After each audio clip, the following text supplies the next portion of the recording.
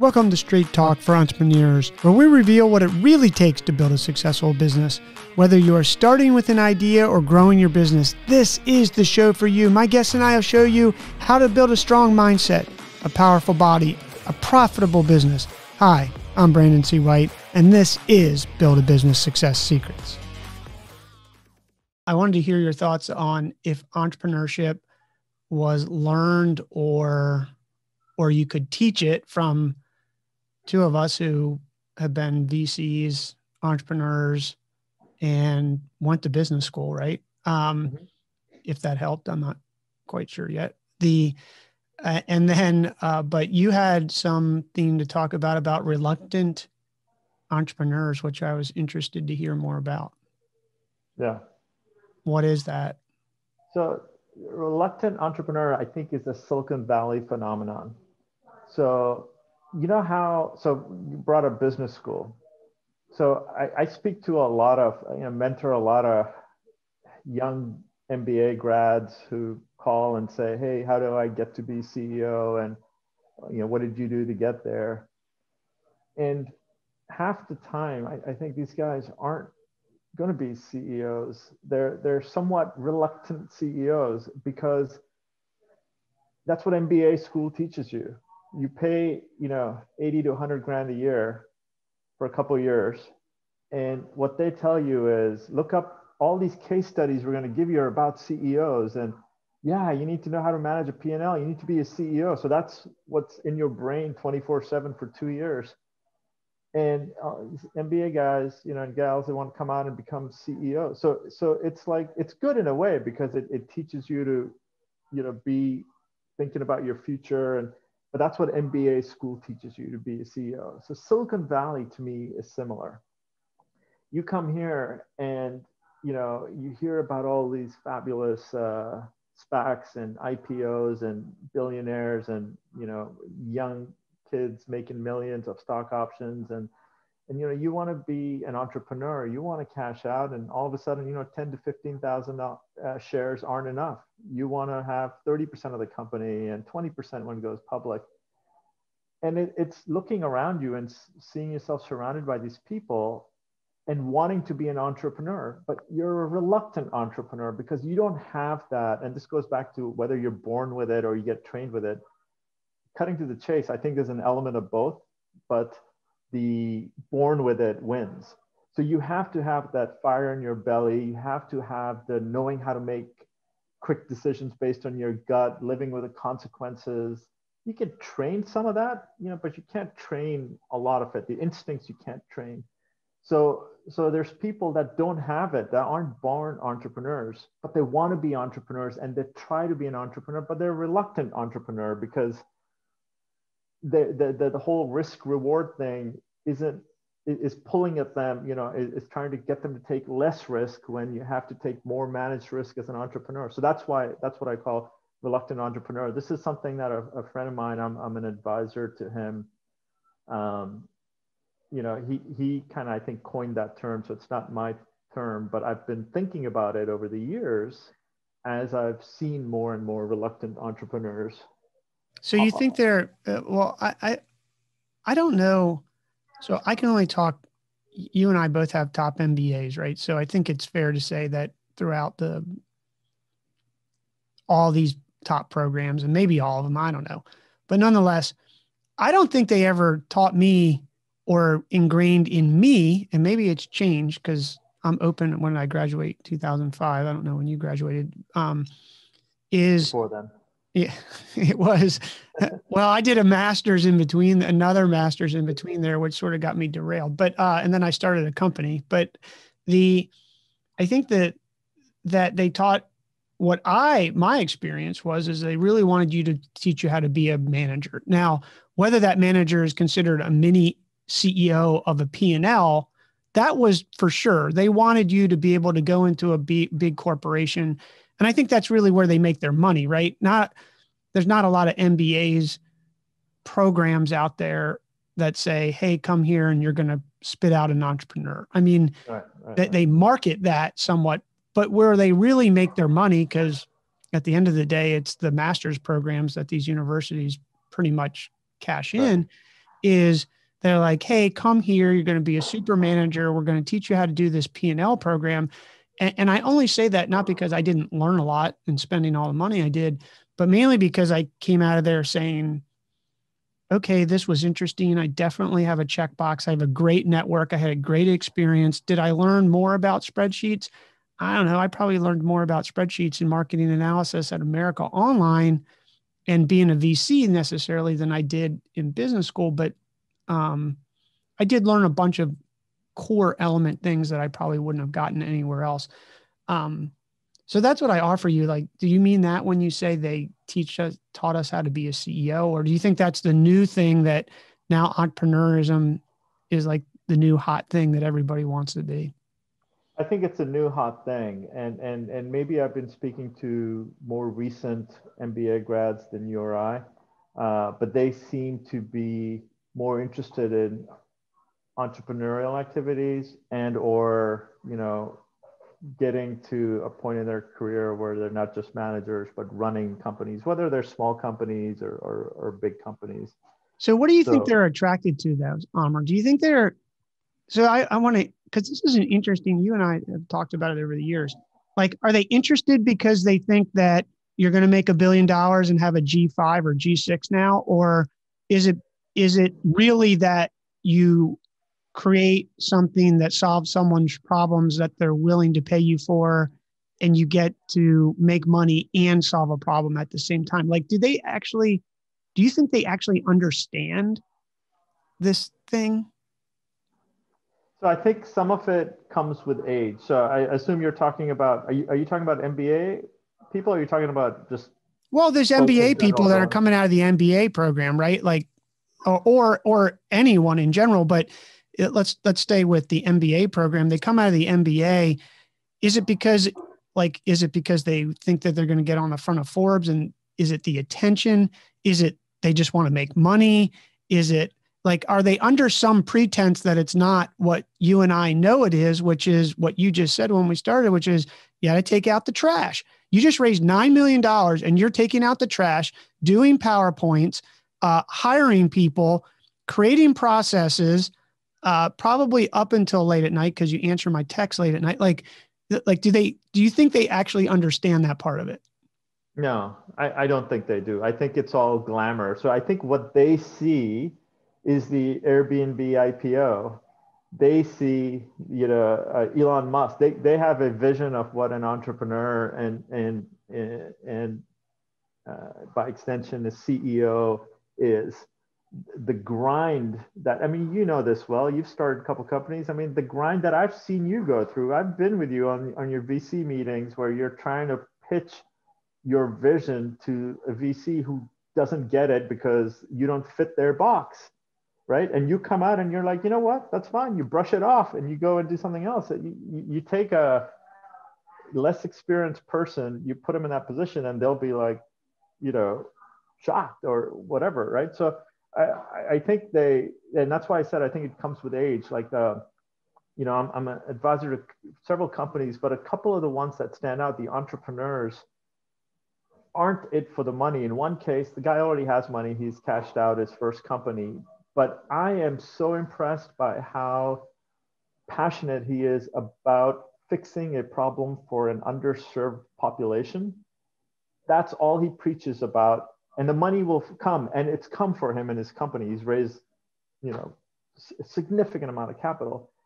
But whenever you talk to him, it's never about getting rich or being well known. He's not going after the Sandhill Road VCs. He's going after capital that shares his vision and that can solve the world problem that he's going after. That is what a real entrepreneur is, right? This passion, and they understand. And I think this is what comes with experiences. If you follow your passion and you fix the problem you're going to fix, the money will follow. You don't follow the money and then pick up a passion along the way. It doesn't work that way. It can, I guess, but that's not how it usually works. The best entrepreneurs I've found are so passionate. I'm talking to a couple, I'd say junior, I mean, younger first-time entrepreneurs now, and they're raising seed money or have raised seed money.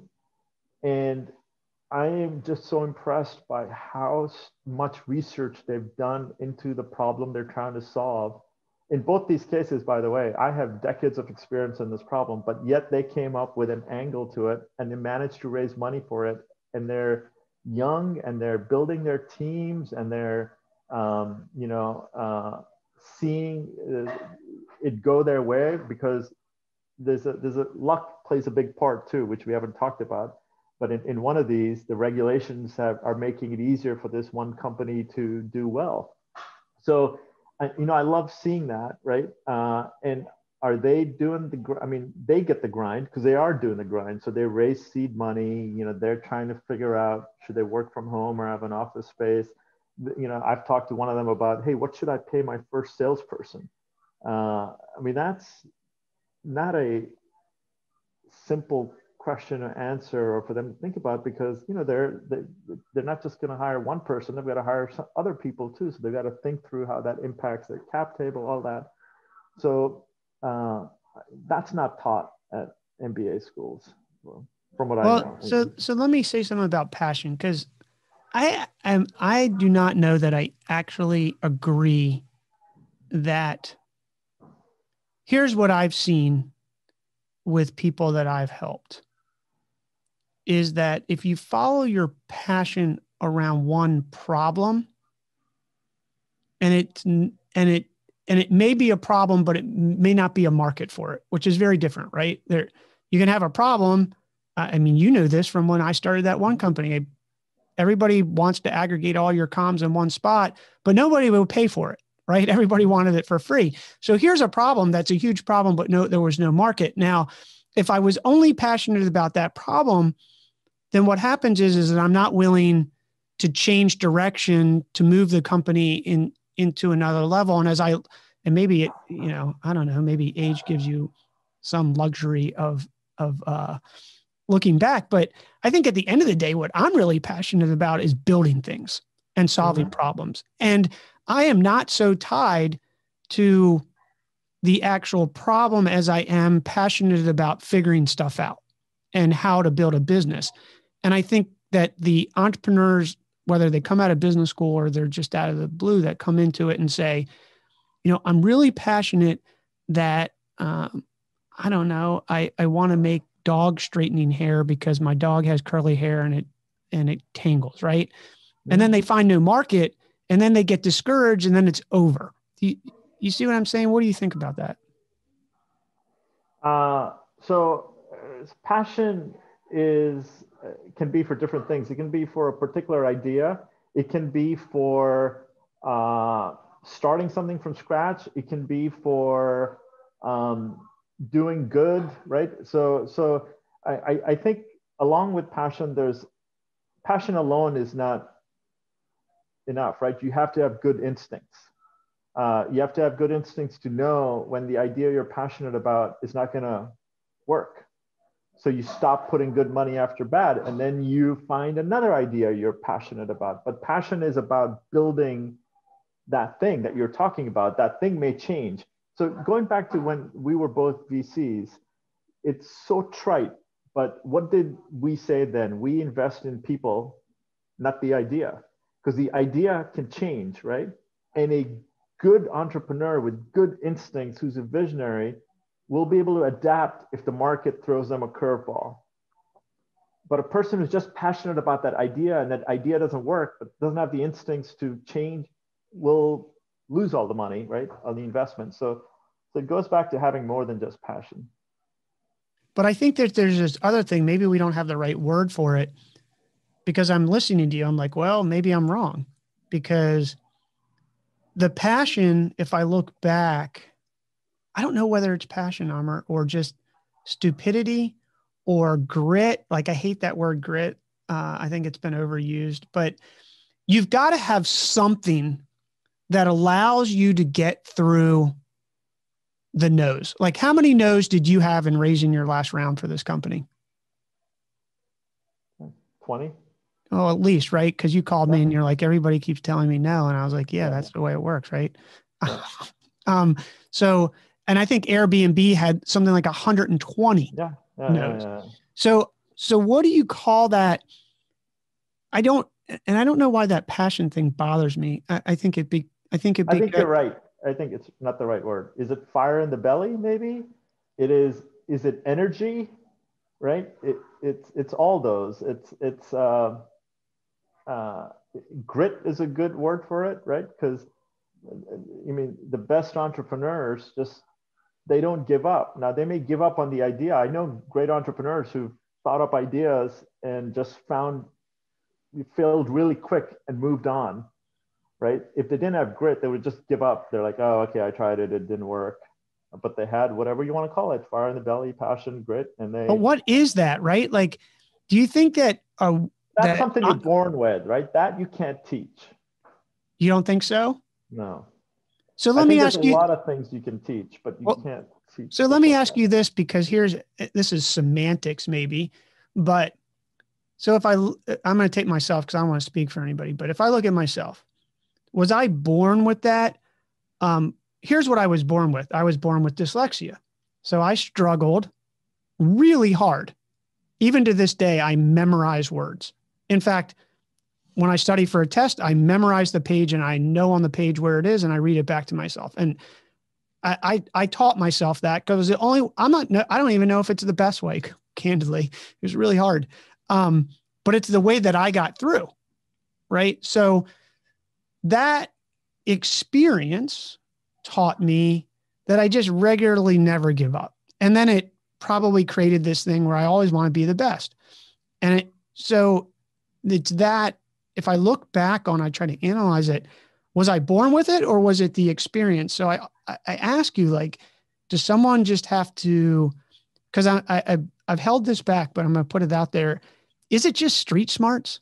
Like, you just teach, street smarts go a long way. I mean, some of the best entrepreneurs I've ever met, I'm like, I don't even know if I can do that, because they just have an experience where they had to use street smarts, and you just can't teach that, right? Right. I mean, by definition, you can't, right? That's versus book smarts. But again, I open this by saying it's both. You're born with some things, you learn some things, but at the end of the day, what you're born with trumps what you learn. Like, if you don't have the things you're born with to be an entrepreneur, you're not gonna, generally speaking, be as successful. So let's say, you're born with street smarts. That alone is not sufficient to create a successful company and become an entrepreneur, because you and I know there's many of the things you need to do. Like, street smarts may not get me through a successful VC meeting. It may not attract the top salespeople to my company. It may not help me build a really highly engaged workforce. These are things you then learn, whether it's business school or you learn through a decade or two of working, right? A good entrepreneur doesn't succeed only because of the entrepreneur. A good entrepreneur knows who to hire, what smarter people to hire for different kinds of jobs that they're not good for. They've got the idea, they've got the grit, passion, whatever you want to call it, fire in the belly. They've got street smart, so they hustle. But at the end of the day, you still need to be able to listen, to communicate, to negotiate, to structure, right? All that is learned. So I see you're not convinced. I don't know. I actually think that this whole thing is an interesting topic. So I called you up and said, hey, why don't you talk about it? Because I think it is. It's something I've thought about too, right? Because you're in the valley and you see it happening. I mean, where it happens, where MBAs come, street smart people come, and both are successful in starting great companies. That's what I mean. Like, and this wasn't meant to be, should you do an MBA or not? I mean, I think you can do like you've just said, I don't know what the data says because I haven't looked at, and I don't know anybody who's got the real data. I mean, all the business schools are going to do the data that says if you go to business school, you're going to make more money, right? But if you look at all the successful entrepreneurs, some of them dropped out, some of them didn't go to school. One of my mentors barely graduated from college, starts 2 companies, takes one public and Warren Buffett buys it and takes it private and he's on the board. Like, you know, there's all these stories. I don't know that there's a path, but I find it interesting to say, as you were talking, I was like, well, what is it even, not Webster's dictionary, but what's the real definition of an entrepreneur, right? Somebody who comes up with an idea and takes the risk and makes it happen, and turns an idea into a problem. I just don't know. What I do know is that I can teach the basics, right? Like, here's how to build a spreadsheet. Here's how you build a business plan. You know, I can't teach that gut feeling thing that just comes from this other thing that we can't describe. So I just wonder, like, can you really teach the entrepreneur? And if I were to boil it down to one thing, Amer, it would be the one skill beyond the fact that you got to solve a problem that somebody's willing to pay you for, is to keep going even when you don't believe you can keep going, if that makes sense. Completely makes sense. So that has, in a related, nothing to do with entrepreneurialism, but as you know from following me on Strava now, I've become an ardent erg rower. And I'm excited for you for that, to get some exercise and eventually get yourself on a bike with us. Bike. But, yeah. But what I've learned is, and you know, I'm following this program that's a 24-week program on week 9, and every week I'm finding new heights, and there's this very strong community that supported me and it helps. But like yesterday, I reached my highest heart rate ever on this, and I thought I was literally, if I did what 2 was more it? rows, I was 174. Yeah, that's pretty high. And I thought if I did 2 more rows pulls, I would pass out. But I didn't give up. Like, I had, you know, maybe 200 meters left to go, and I did it. And that was my highest rate. So there's many times I've thought of giving up during a row, but I've just, you know, maybe slowed my pace down a little, but finished it. And that to me is a win. But I think you're right. Going back to entrepreneurial skills and what you are born with versus what you learn, that persistence that you're talking about is critical, right? And I would lump that together. Well, not lump it together. It's very different from street smarts, but I kind of tend to think of them going hand in hand. Like, someone who's street smart is also persistent. I don't know why. Maybe that's just the kind of people I've run into. But I think that is very true, that you have to have that, and because you will hear the easiest thing, you know, when you're a VC, is to tell someone no, because it's easy to say it, because you as a VC might be lazy and don't want to do the work to really figure out, is this a good opportunity? Well, VCs never tell you no. Right. They'll be like, ghost hey, you. Keep in touch. Yeah. Ghost you, right? So just in case your company takes off and they want to do the next round. Right. We could both write a book on that. But I think, you know, so going back to what an entrepreneur hears, they hear a lot of no's, right? Whether it's from like Elon Musk in the early days, right? I know this from folks who worked for him, heard a lot of no's from suppliers who like, you know, why would I sell you aluminum when Ford, who's building 1 million F-150s, I can sell them all my aluminum, right? So, you know, when you're trying to build a supply chain, when you're a startup, when you're trying to secure funding, when you're a startup, when you're trying to just attract people to your company, when you're a startup, you're going to hear a lot of no's. Even your friends, right? They project on you regularly. Like, you can't do that. Yeah. Well, are you sure you want to do that? Right. I don't know. I think they're talking about themselves most of the time. But I think that's right. So that persistence, grit, whatever is key. I agree.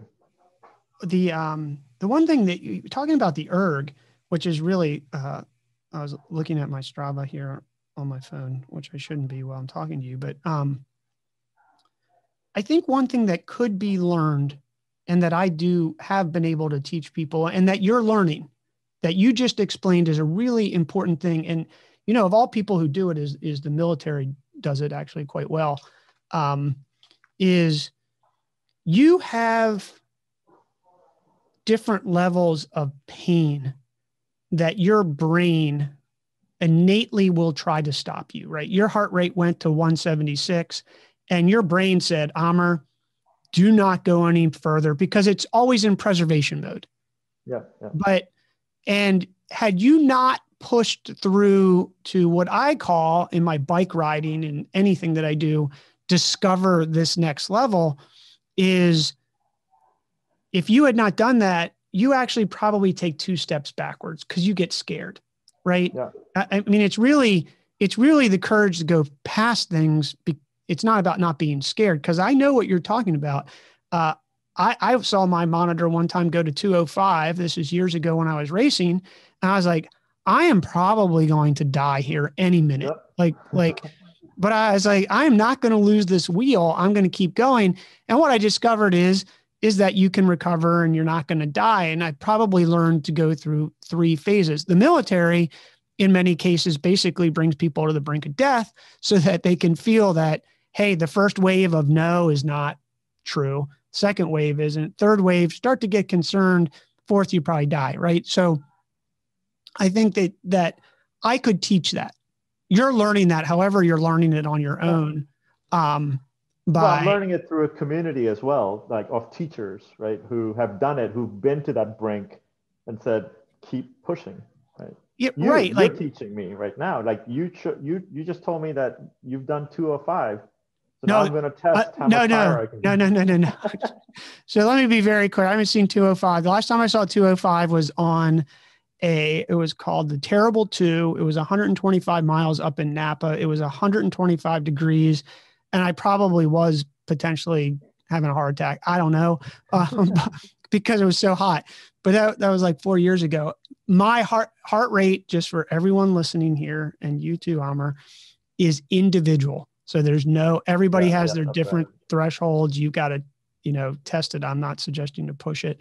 I just don't want anybody listening to this, Amer, and be like, oh, well, you can do 205. I've only gotten to 150. Like my wife is like a vet's 160-ish.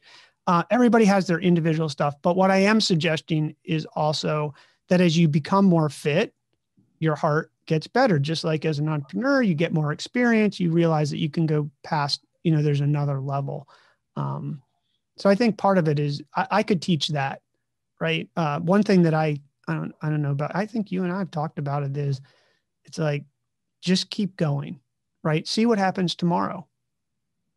That's right. See what happens tomorrow. See what happens if you keep going that extra 200 meters. Do you pass out? If you pass out, then you realize that probably whatever 176 is your max. But if you don't, you'll never know. Yeah.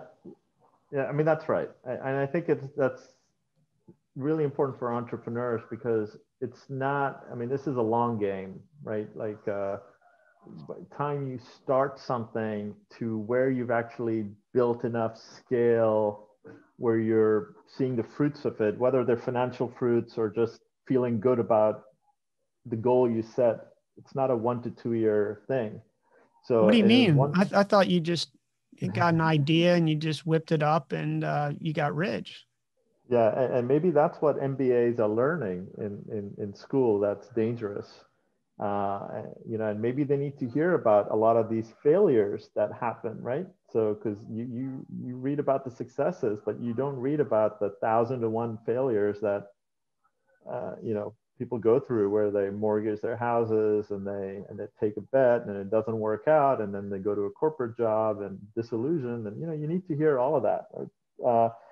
But it is in that, let's say, in your first year, you'll hear more no's than you probably heard in your entire life. And if you don't keep pushing through, you're always going to fail if you don't try, right? We know that. So that's why I meant earlier when I said reluctant entrepreneurs. There's a lot of people who start companies or are thinking of starting companies who are talking themselves out of it. Like, hey, I really want to do this, but I don't know if the market's big enough, or I don't know if I'll get funded. So they're failed before they've even started because they're just full of negativity. And then there's those with grit and fire in the belly and street smarts were like, yeah, I'm just going to give it a shot, right? I'm going to try this for a couple of years, see if this works. And just even a couple of years is great because you'll learn so much in that couple of years. And of course, luck plays a big role. And sometime in those 2 years, Do you hopefully think luck goes your way. do you think luck plays a big role? I Yeah. think you can. I think if you stay with it long enough, you get to a crossroads where luck happens because you continued. But that, So what is luck, Brandon? So I don't know. well, so let me throw something at you. So some people would say luck is something that is outside your control that happens, right? Someone else does something, or for some companies like healthcare companies that were on the verge of dying, COVID was luck. Good luck for them, for because it boosted their businesses. Um, but other people would say luck is nothing more than good decisions versus bad decisions. You make your luck. So there's no such thing as good luck. It's a good decision that you made that got you on that path. And if you had made a bad decision, you would attribute that to bad luck. So how much of luck is in your control? I don't know. I think it's It's a philosophical semantic, question. right? Like this whole world, luck is something.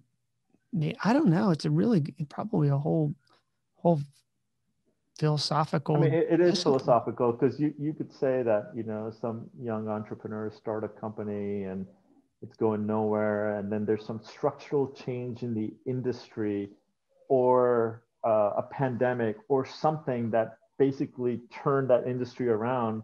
And now your company is favored because of that. I think I don't. Uh, I tend to not like the word luck because I think it can get you off the hook for either being successful or not. Right? Like, oh, that didn't work out, Amer. I yeah, just wasn't lucky. Well, yeah, yeah. nah, I don't know. Did you try hard enough?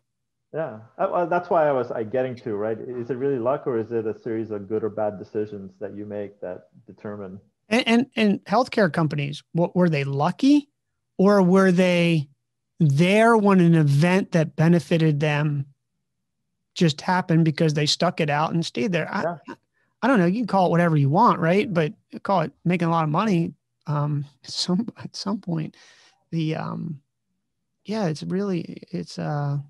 well, but I you think you say, got to keep going. you said making a lot of money a couple times. Do you think all entrepreneurs are in it for Well, that? I here's what I will say is probably subconscious because when you were talking about passion, and I was listening to two students that I have, and they were reading on their Instagram the negative feedback they've gotten, right?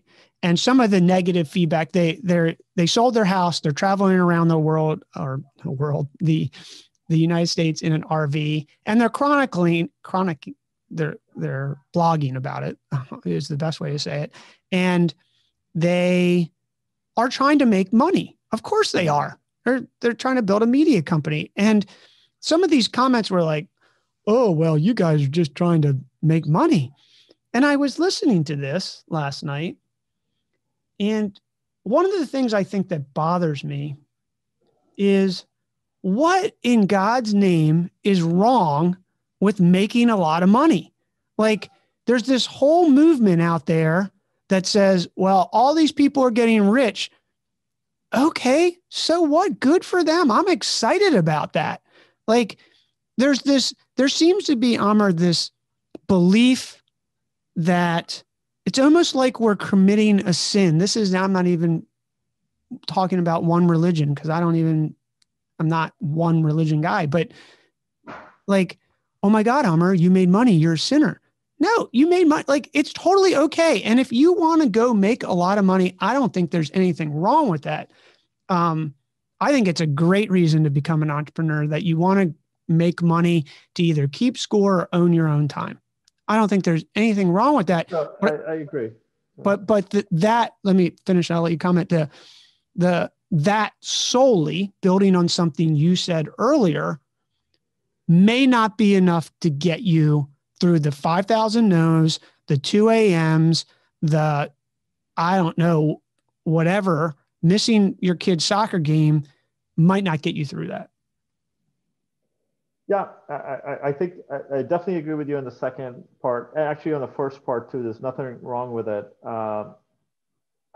What I will say though is it depends what a lot of money is, right? It will depend for different people. Like some people will think $1 million is a lot of money. Some people will say 10 million is a lot of money. Others will say 100 million.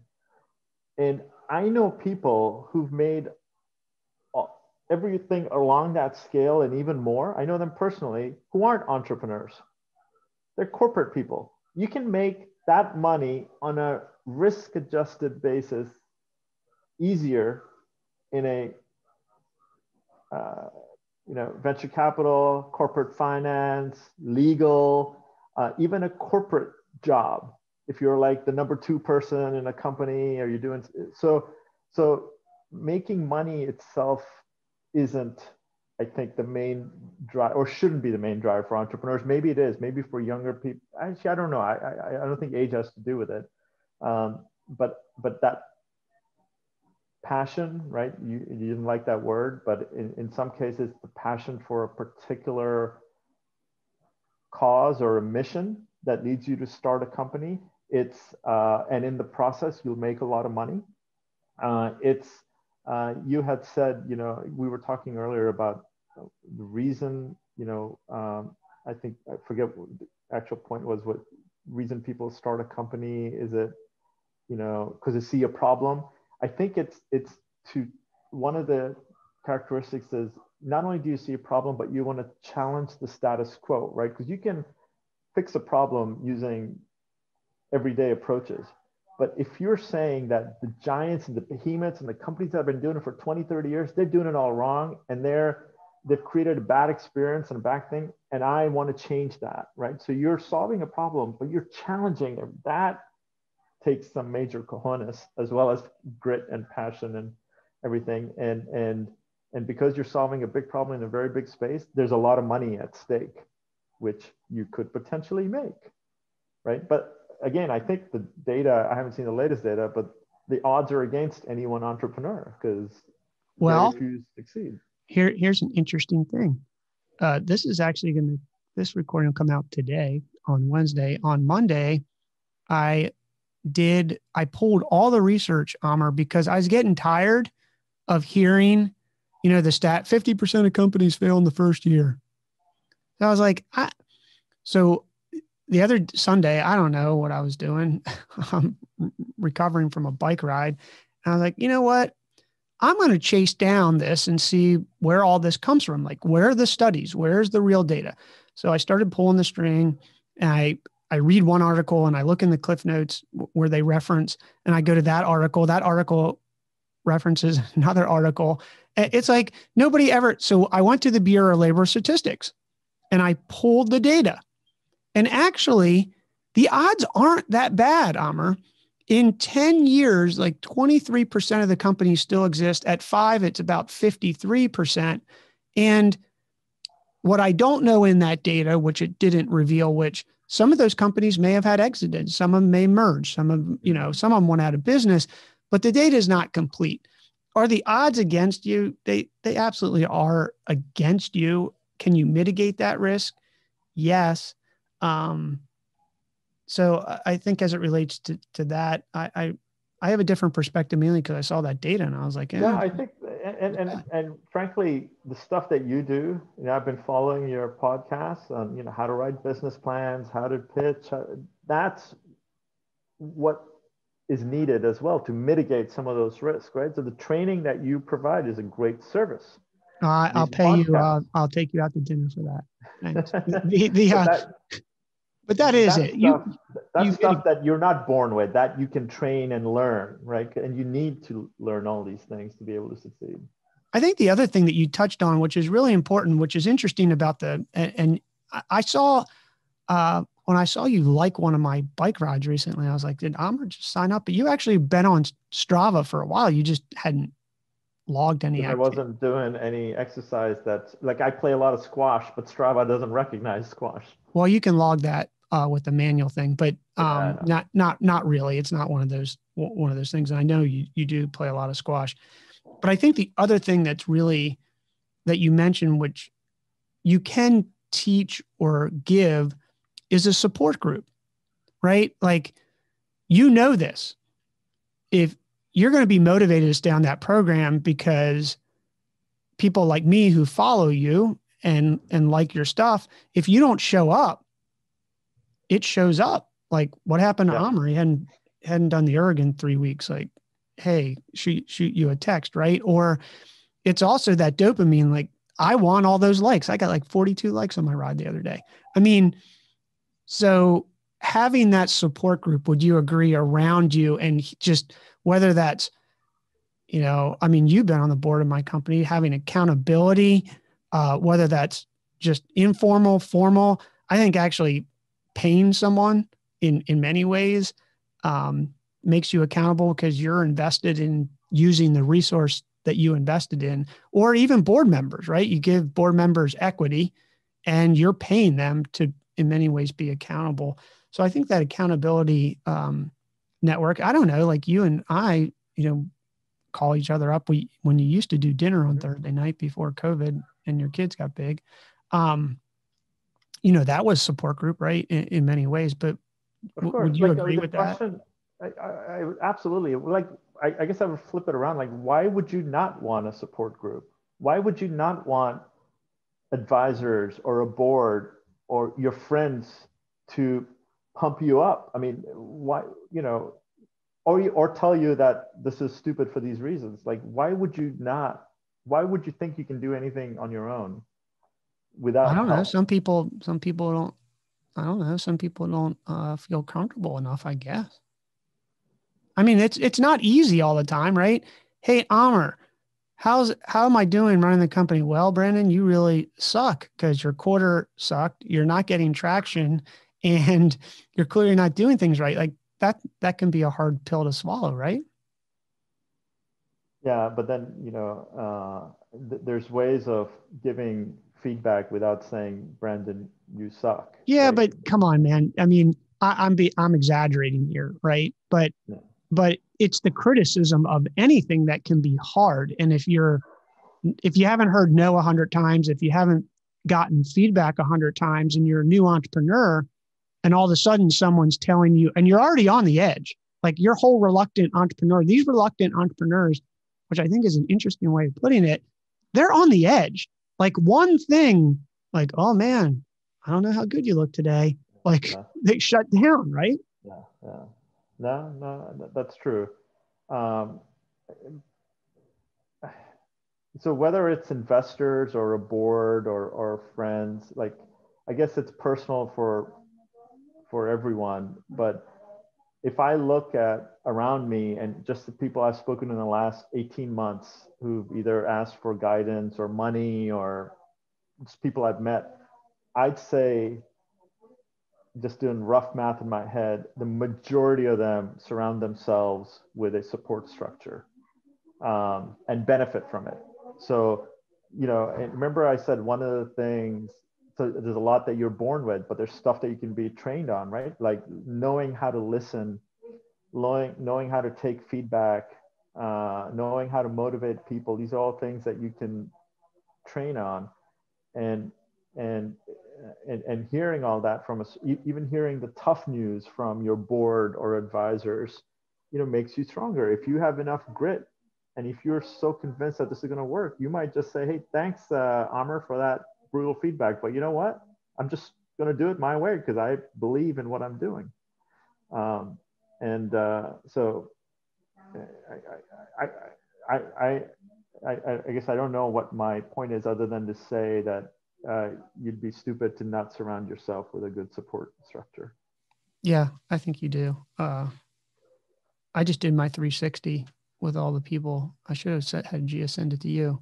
But the way that I do it is really simple. I just ask people to describe me in 4 words and what I do well and what I don't, and make it really easy.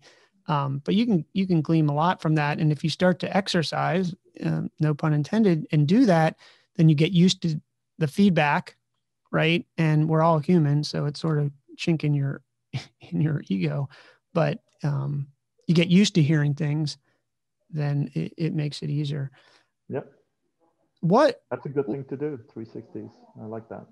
Yeah, and make it super easy. Actually, Gia built it in Google Sheets in like 10 minutes and sent it out to everybody on the team and said it'll be anonymous and feedback. And I think I've tried to. No, I haven't tried. I really have implemented a few of the things. Quite candidly, I said what you said, which was like, hey, just who I am. Yeah. Like, to change that core thing would just fundamentally throw the whole, I don't want to call magic, right? Whatever it is. Yeah. But at the same time, it's good to know that that's what people see in you, right? So you can then manage to that when you work with them. So it's all helpful. I think it takes a lot to want feedback on yourself that's anonymous, because some of it's going to be brutal, and not everybody, to your point, likes to hear the truth.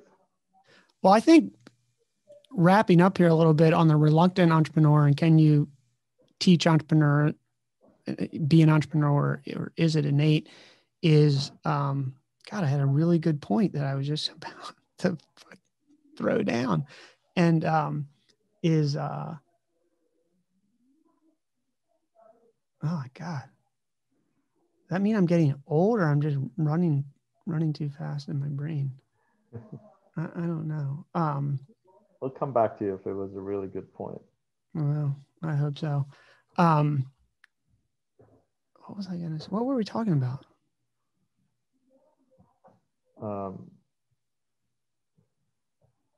You don't remember either? What are you daydreaming? It's 5 minutes of lunch and you haven't gotten there. You're just going to summarize, right? In like key to becoming. Well, the reluctant, I think things you can learn, things you can't. Yeah, I think the whole reluctant entrepreneur. Here was the point. Is I think reluctant entrepreneurs, or people who are considering it, or even think they have a good idea, I think they talk to themselves too much. I'm guilty of this completely. And you know who really taught this, or at least made it popular? It's not a new concept, which was Steve Blank, who's sort of an older entrepreneur here, obviously in the Valley now, but still he's still prevalent, teaches, and his things he teaches are really good, which is, if you think you have an idea that's so good, stop talking to yourself and go, oh, this was about tying it to the feedback. Stop talking to yourself. Just go out and call 20 prospective customers and get their answer. But this goes back to what I was saying when you're like, oh, why wouldn't somebody want to have a mentor program? Because they don't want, it's very hard to take that feedback, right? And I will give somebody a piece of advice around this. Another thing that you and I think in a lot of those dinners have always been at least honest with one another. We're like, hey, if we knew everything, we'd already, we'd be richer than we already are. We'd have everything, and all our bets would always work. But just because someone gives you that opinion doesn't mean that they're right. Right? Like even the best investor in all places in Silicon Valley still gets about 7 or 6 of them wrong. Is that fair? That's very true. Data supports that, I think. So, like, if you're out there listening and you have an idea, go call people. Steve Blank's course, I don't know if you've ever saw that, Amer. He makes you call 100 potential customers in the first week, or you basically out of the class.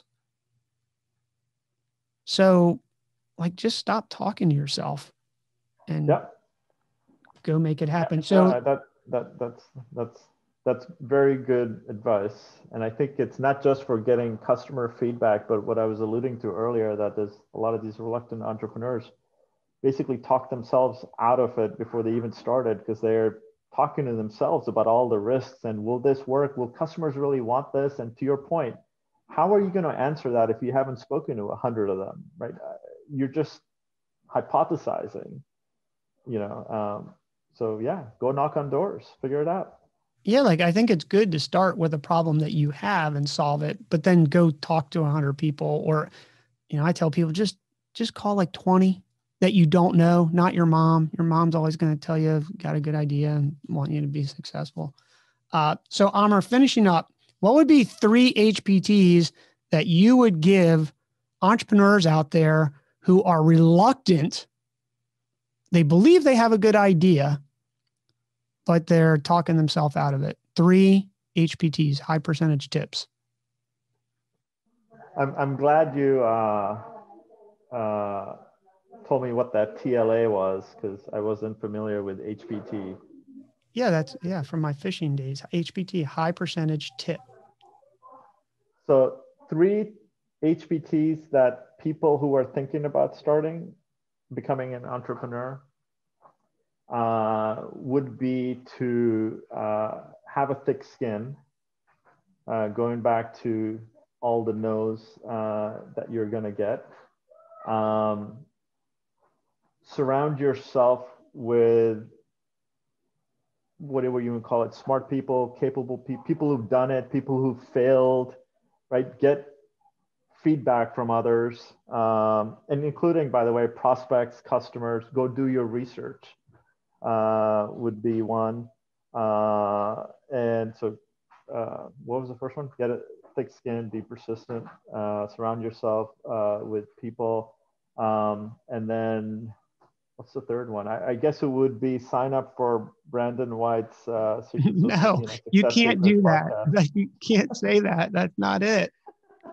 You can't do that, but you got to come up with a real one here. No, so my other real one is, and so this is, again, I think a conversation for a different day, but you've been reading about the flight from Silicon Valley, right? And new hubs like Miami and newly energized hubs like Austin, and, people going to Texas and stuff. I am one of those maybe fewer people now in the Valley than before that think that the Valley is still the ultimate place for entrepreneurs to be, because I mean, I'm generalizing again, but there's areas you can be a very successful entrepreneur in Florida or New York, but it just feels to me that your chances for success and learning are greater in the ecosystem that we have here, right? Because there's people like you, there's people like me, there's people like Elon Musk, there's investors, there's Sand Hill Road, there's angel investors, there's courses, there's alums from Airbnb, from eBay, from Uber, whoever, who want to do the next big thing. So that's the other thing, like make sure you're in an ecosystem that is supportive of what you're doing. And I mean that from all angles, from funding to training to skipping some of the learning along the way or accelerating your path to the next milestone. I think people underestimate that. And that's what I think makes Silicon Valley so special. Well, let's do another episode if I can grab you for an hour next week on this, because I actually agree with you. And I'm not saying that there won't be another area, but I did have an experience on the other coast with a region that still hasn't gotten there, but mainly because this ecosystem here in Silicon Valley took 100 years to build. And you and I know a lot of that history, and we can talk about it. And interesting enough, I'm glad I pushed you to the real third HPT, because I actually read a scientific study yesterday that studied this and said that they have found that the most successful entrepreneurs, as rated by length of company and money made, have been in quote unquote ecosystems that have allowed them to learn from their peers, from the environment, from the just news, right? Our news that we get here in this region, and it's really not Silicon Valley. Silicon Valley seems to really go from Mill Valley now all the way to past San Jose, right, to Morgan Hill, and even Santa Cruz and Half Moon Bay and all these places now. But there is something to be said, and it's actually one of a few reasons why I moved here. candidly, I think it's the same. You and I have talked about this, right? You moved That's why back I here, moved here too. Yep. right? So let's save that conversation. Thanks for taking time out of your day to make this happen. I'm very much looking forward to when we can go back to our Thursday night dinners at your house. Me too. So hopefully starting summer, if not Yeah, a little cool. before. Thanks a lot, man. Awesome. All right. Take care, Brandon.